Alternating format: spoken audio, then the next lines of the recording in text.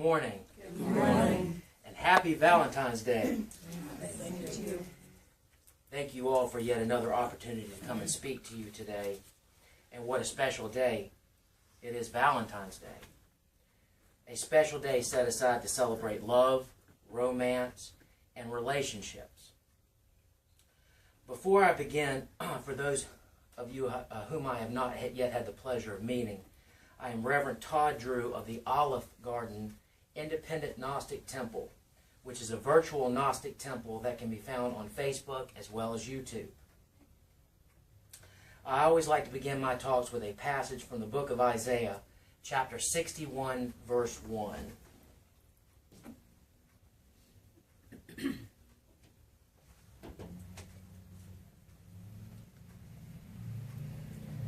The Spirit of the Lord God is upon me, because the Lord hath anointed me to preach good tidings unto the meek. He has sent me to bind up the brokenhearted, to proclaim liberty to the captives, and the opening of the prison to them that are bound.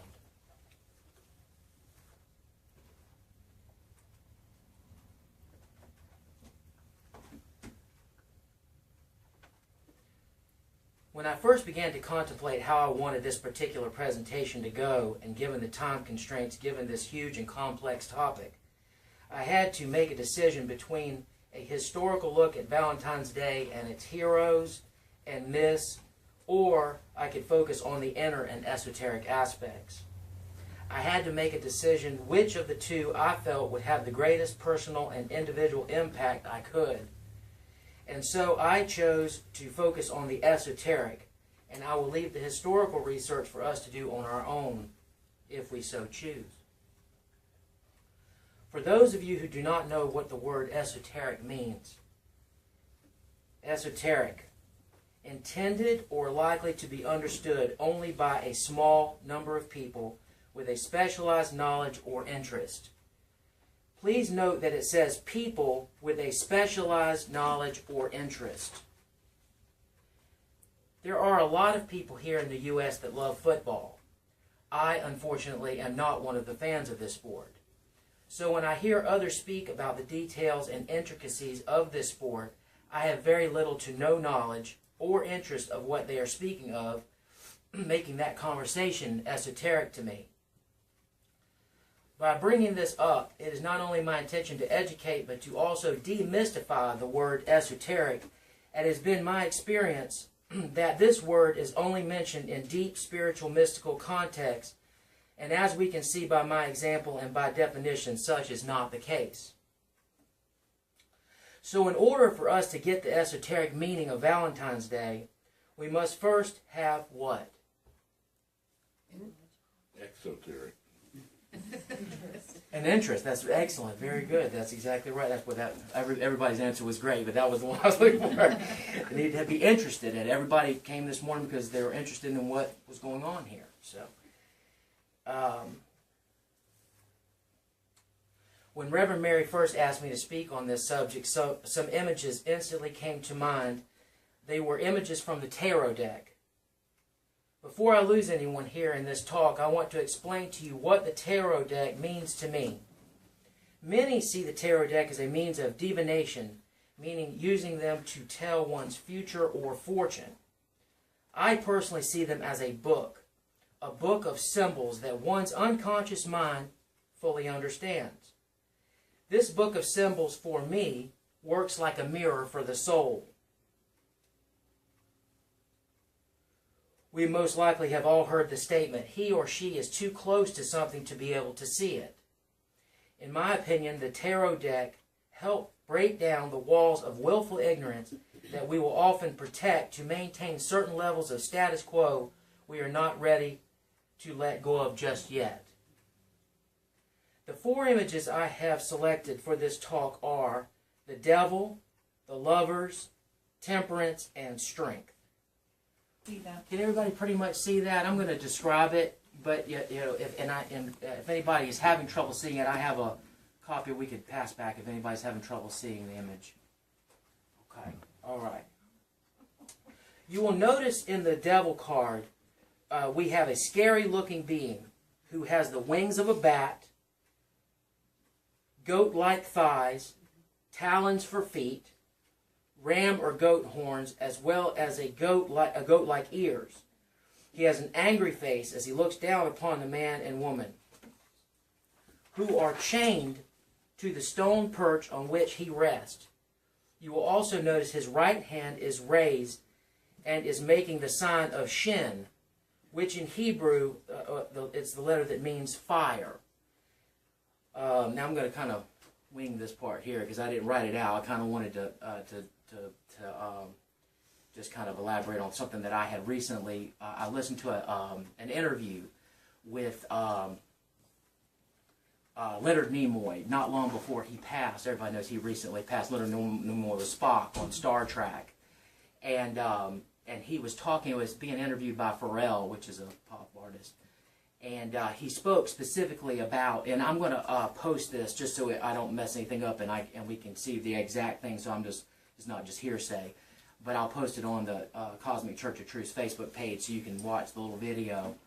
But it basically, he described when Leonard Nimoy, when he was a child, he was born Jewish, and so he attended the synagogue, and he was very, very interested in some of the more mystical aspects. He was very interested in the mystical or the esoteric aspects of Judaism.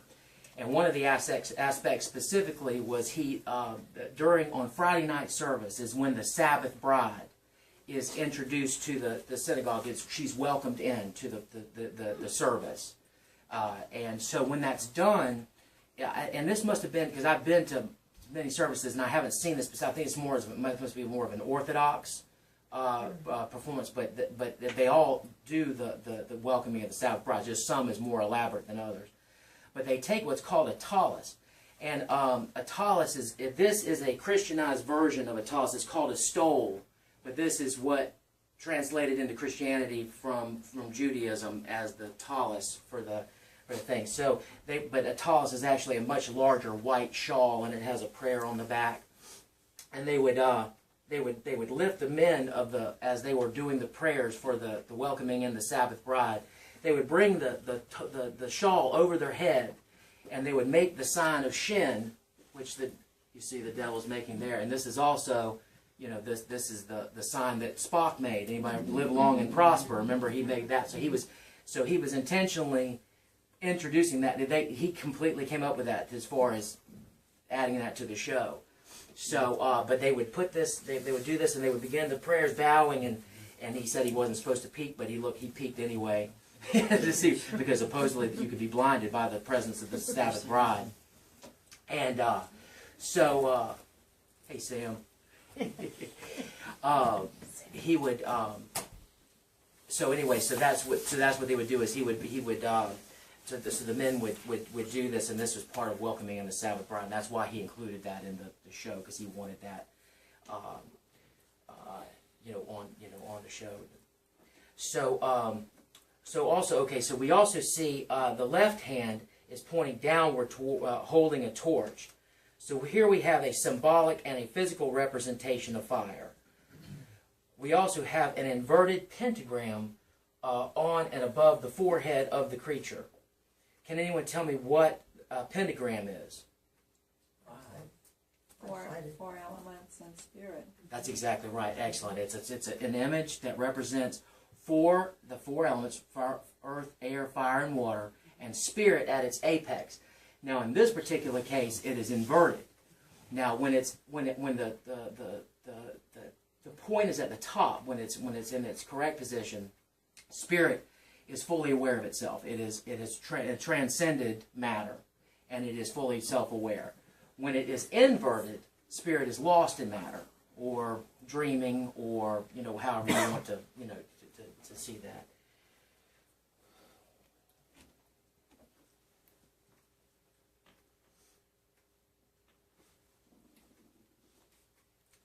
I would also like to point out the chains around the man and the woman's neck are loose. Could this possibly be alluding to free will? Meaning both of them are free to leave at any point but choose to be there. One final thing I want to draw your attention to is the tails and the horns that both the man and woman have developed in this state. Could this be alluding to the animal or beast nature that is a dominant role with these two? And what are some beast-like behaviors we can think of that humans are often found doing in their more ignorant state? I think we're real good about hurting each other, whether it's murder or any kind of injustice. We're good about hurting each other. Mental, physical, it could be many different ways, absolutely. Mm-hmm. Jealousy, yes ma'am. I think we forget that we accept that. We accept being hurt. Yes. And that's what we need to change. That's good. You know, there was a movie Mason, my son, watched that was pretty powerful that you just really pointed at. It was called Perks of Being a Wallflower, I think was the name of it. And there was a line in there where the guy said, "We accept the love we believe we deserve." You know? And so that one really grabbed me. That was a thank you. Now let's move on to the next card, which is the Lover's card.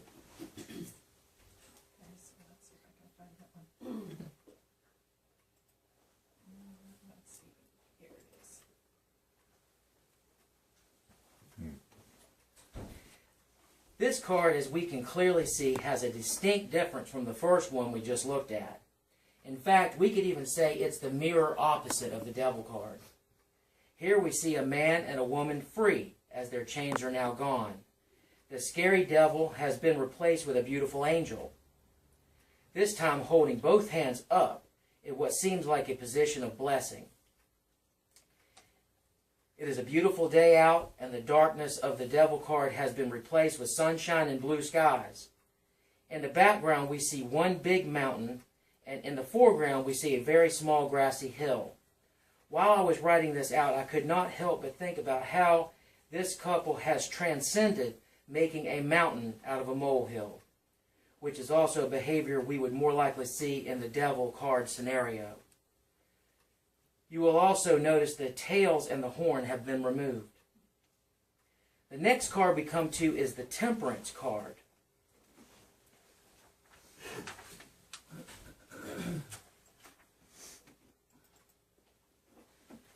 The definition of temperance is as follows: moderation in action, thought, or feeling, restraint, habitual moderation in the indulgence of the appetites or passions, moderation in or abstinence from the use of alcoholic beverages. And this is the definition of temper: a person's state of mind. Now this is the noun version. A person's state of mind in terms of their being angry or calm. He rushed out in a very bad temper. The degree of hardness and elasticity in steel or other metal.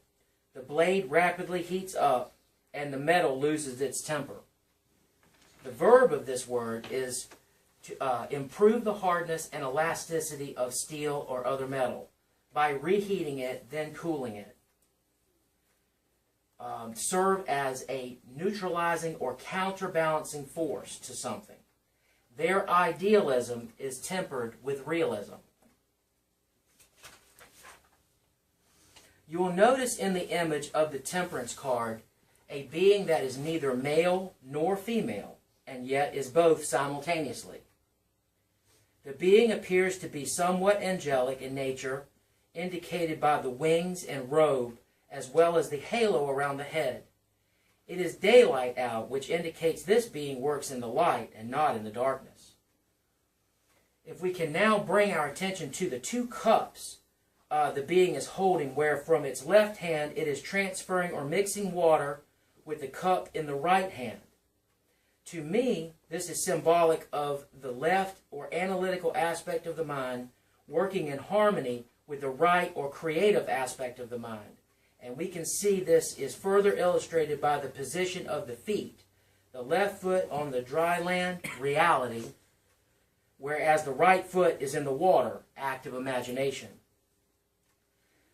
I have also heard it explained that one cup is full of hot water and the other cold, and the mixing of the two alluding to balance.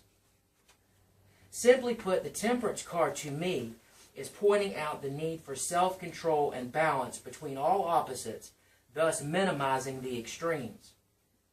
As a final note, I would also like to point out on the forehead of this being, we find the alchemical symbol for gold, which is a point within a circle. In Kabbalah, this alludes to Tefereth, which is the heart center of the tree of life. To me, this indicates this being's head is in union with its heart. Finally, we arrive at the strength card. If this is too dark, we can turn the light on. Can everybody see this one? You see it? Up until now, I have been using the the Radiant Rider-Waite deck for illustration. However, this particular strength card is my personal favorite. And to be honest, I'm not even sure of the name of this deck, but I just love the symbolism. You will notice in this image we have a huge, very muscular, very healthy lion seated predominantly in the center of the page. His face is not serene, but rather in a partial growl, alluding to the fact he is not tame, but rather wild. Before him sits a young woman who appears to be dressed in a wedding gown. The lion has a loosely draped leash made of flowers about his neck, and being held by the young woman who also wears a crown of flowers around her head. The lion's tail lovingly curled about her. When I first saw this image, I could not help but think of the movie Twilight. I watch a lot of movies. I could not help but think of the movie Twilight. And in my favorite line from the movie, has anyone seen the movie or read the book Twilight, or the Twilight series? Mm-hmm. My favorite line from the movie is as follows. Edward, and the lion fell in love with the lamb. Bella, what a stupid lamb.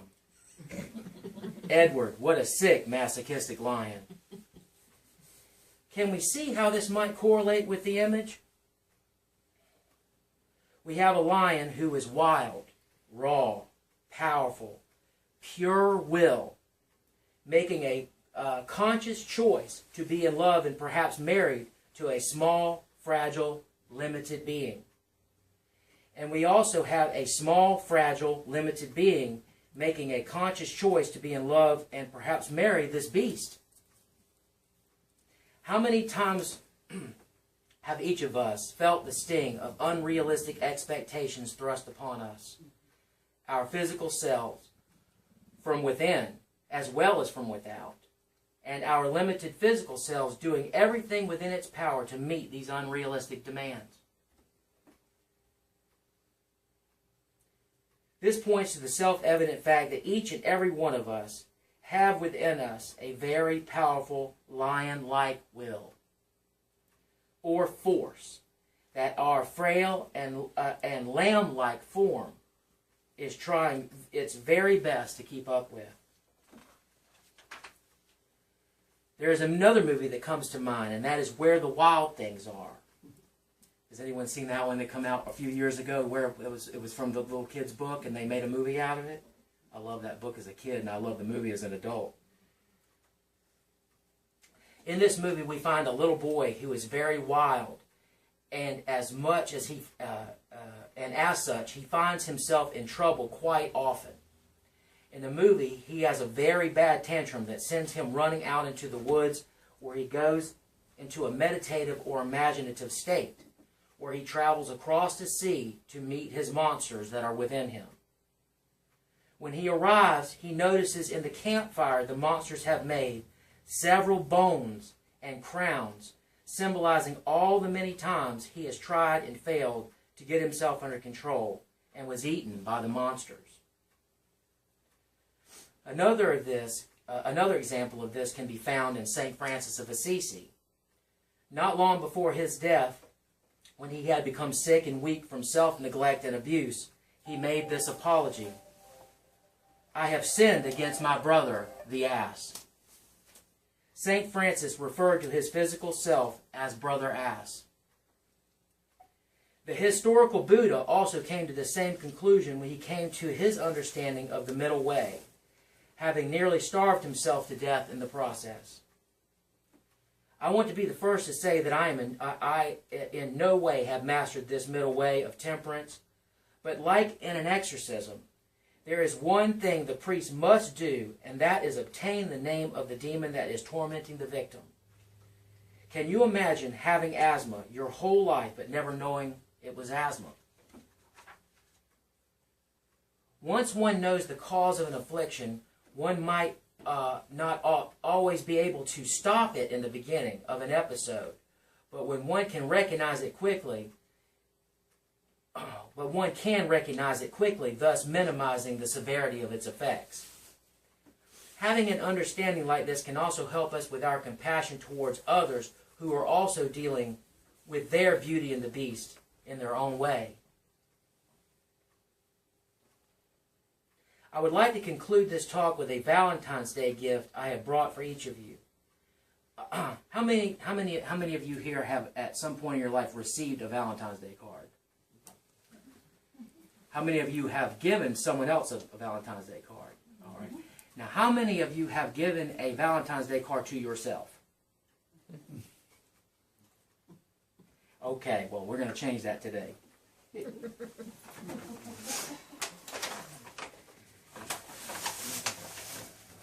Amy helped me with these a lot. Thank you, Amy. Okay, so I think I've got enough here for everyone.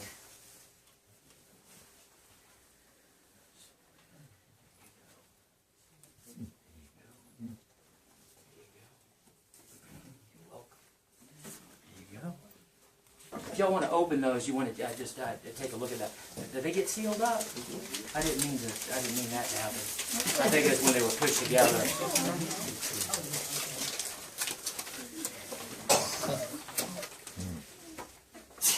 Bless you.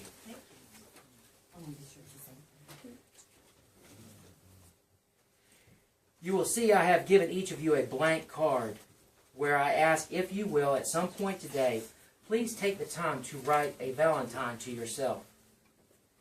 You will notice at the top of the card I have provided a passage of Scripture that reads, "The poor you will always have with you, but you will not always have me."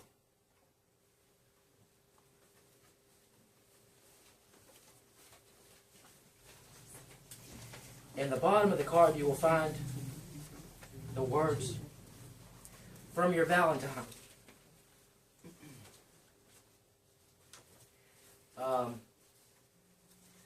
Which, according to legend, was the words written on the very first Valentine that was ever given by Saint Valentine himself. Mary, do we have time for questions and answers, or did Yeah, we've got some you have time time for that? Yeah. Okay, so I'm pretty other than a closing prayer, I'm pretty much done. Did anybody have anything they wanted to say in regard?